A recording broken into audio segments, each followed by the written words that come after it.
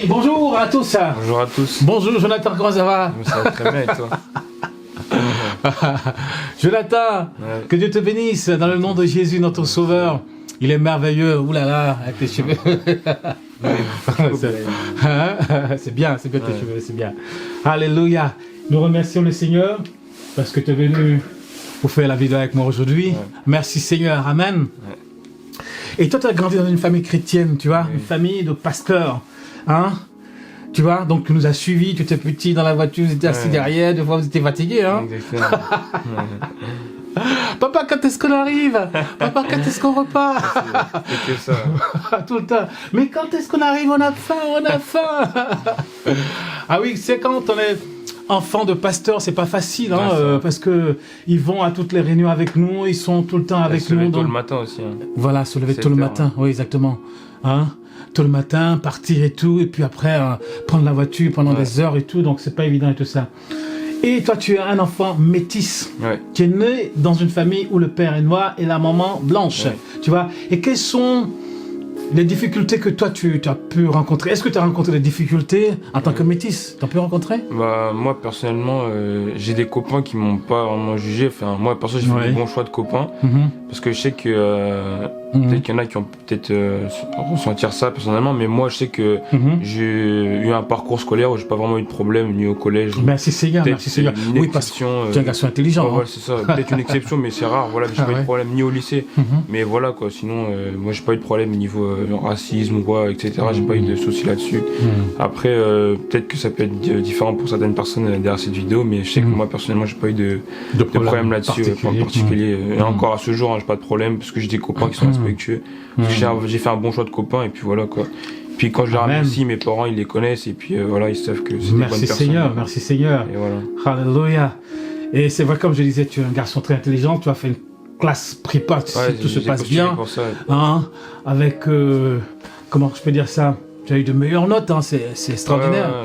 Et ça, il faut remercier le Seigneur parce que l'intelligence, c'est Dieu qui donne l'intelligence. Exactement. Jonathan, faut pas dire moi je suis le plus fort. C'est vrai parce que on peut croire que, par exemple, ceux qui sont dans une classe, par exemple en terminale, ils sont peut-être meilleurs que nous, mais il faut dire qu'ils n'ont pas le Saint-Esprit, voilà, ils n'ont pas le Seigneur. Parce que nous, on peut à tout moment, voilà, prier pour demander de l'aide ou quoi que ce soit, ce qu'ils disent mes parents souvent. Tu peux prier pour, voilà, pour te donner de l'intelligence, etc. Parce qu'il faut dire que faut en profiter, qu'il faut pas non plus être rédhibitoire et se dire oui, mais ils sont meilleurs que moi et tout. Faut se dire qu'on peut être meilleur qu'eux parce qu'on a le Seigneur. Mais voilà. Amen. Comme tu dis, parce qu'on a le Seigneur. C'est le Seigneur qui nous donne tout.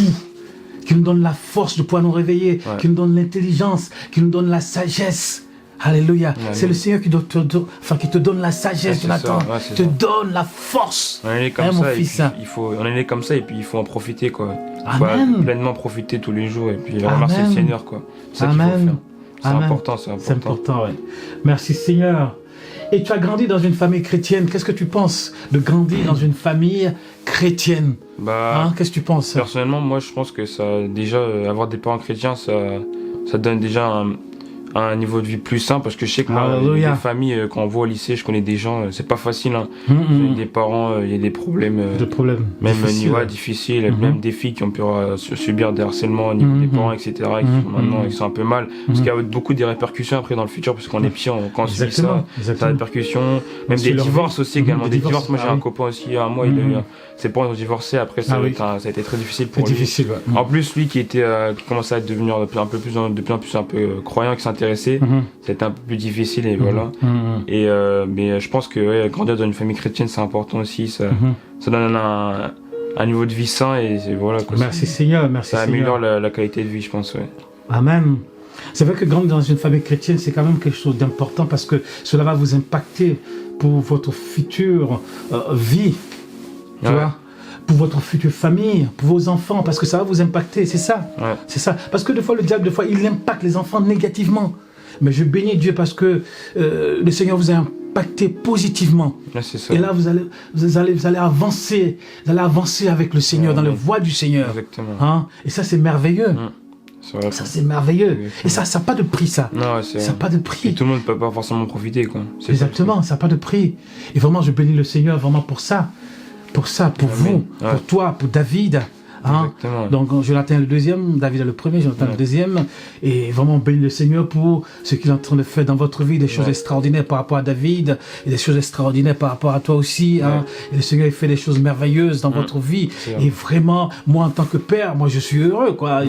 Je dis mais c'est merveilleux, mes enfants réussissent. C'est ça, c'est vraiment le souhait d'un père. Le travail de Dieu aussi. Hein. C'est le travail de Dieu, exactement. Hein? Ça c'est glorieux, c'est merveilleux. Hein?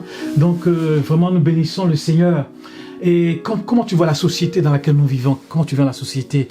Toi en tant qu'enfant de chrétien, actuellement dans la société, avec le Covid, avec les gens, comment tu vois la société dans laquelle nous vivons aujourd'hui?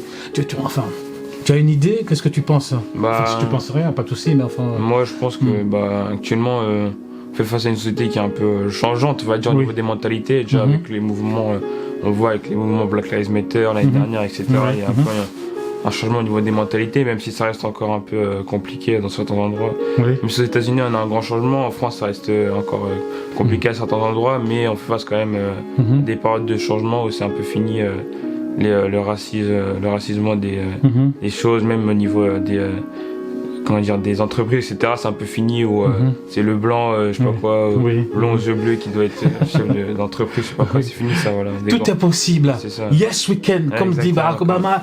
Yes we can. Exactement. Yes we can. Ah, ça c'est merveilleux.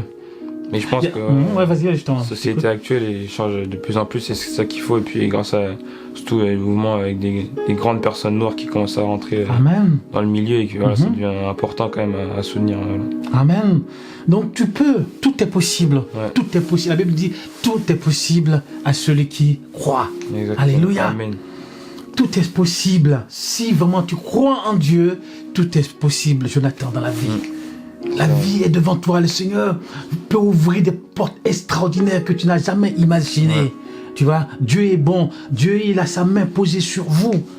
Et pour ceux qui nous regardent, les jeunes qui nous regardent, tu peux leur dire que tout est possible. Faut en profiter.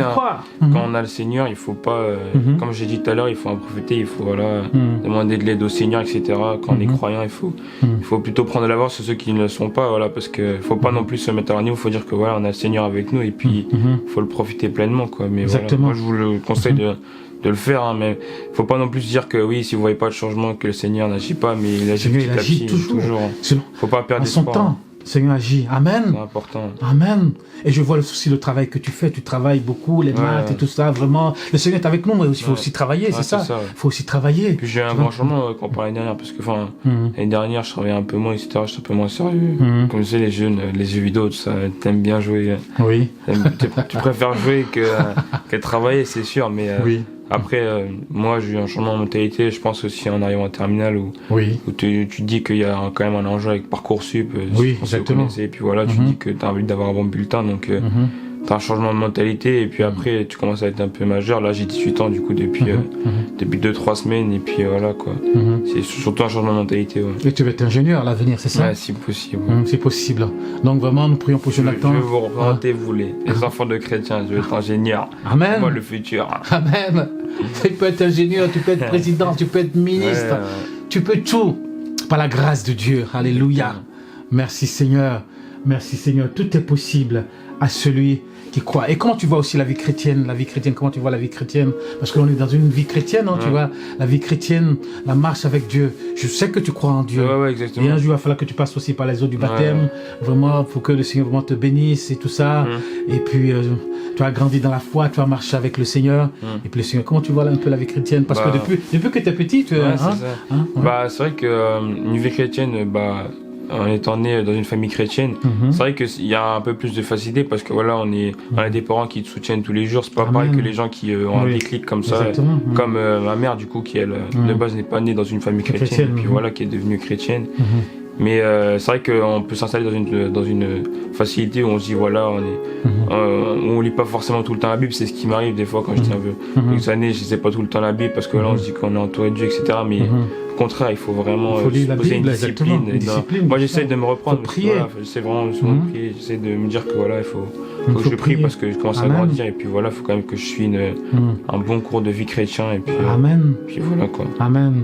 Donc vraiment, merci Seigneur pour ce qu'il a fait dans votre vie. Amen. Hein, vous avez grandi vraiment de façon extraordinaire dans la présence de Dieu. Et il n'y a rien de plus merveilleux que de grandir dans la présence de Dieu. Hein, le diable ne vous a pas impacté, vous n'avez pas eu de choc dans votre vie. Comme j'ai dit tout à l'heure, quand on est dans une vie chrétienne, il y a certainement moins de problèmes que dans une vie comme dans une famille qui est pas chrétienne, quoi. Même on le voit dans la vie de tous les jours, comme je dis, avec les divorces, même les problèmes familiaux, etc. Quoi.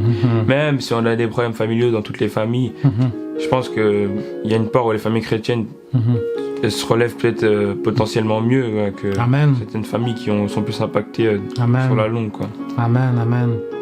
Bon, merci parce que tu as compris beaucoup de choses. Hein. Ouais. Moi, des fois, ton intelligence me... tu as compris beaucoup de choses. Là, merci Seigneur. J'essaie d'un peu développer. Merci Seigneur pour... de m'exprimer. Merci Seigneur pour l'intelligence que Dieu t'a donnée. Je me suis exprimé, j'ai rien préparé. Hein. Non. Que Dieu te bénisse. Merci Seigneur pour Jonathan, merci Seigneur pour David. Merci Seigneur pour les enfants qui sont en Afrique, les jeunes qui sont en Afrique, les jeunes qui sont ici, les jeunes qui sont en Amérique. Vraiment, que Dieu vous bénisse. Ayez la foi en Dieu. Ayez votre confiance en Dieu, votre assurance en Dieu. Et Dieu agira dans vos vies. Alléluia. Nous avons prié pour Jonathan depuis qu'il est petit. Nous voit en train de prier à l'église, partout, dans les voitures. La bénédiction de Dieu est sur vous. Amen. Pas le pasteur qui faisait une grande bénédiction. Oh, merci Seigneur. Vraiment que Dieu vous bénisse. Que Dieu vous bénisse. Dieu vous bénisse. Les jeunes aussi, c'est important. Essayez de suivre une bonne éducation au niveau du Seigneur. Amen. Un bon cours de vie et tout ira bien. Amen. Le meilleur des mondes. Alléluia. Merci Seigneur. Merci. Que Dieu vous bénisse. Dieu vous bénisse. Merci Seigneur. Au nom puissant de Jésus, notre Sauveur. Amen. Merci Seigneur. Amen. Bonne journée à vous. Merci Jonathan. Amen. Au revoir. Amen.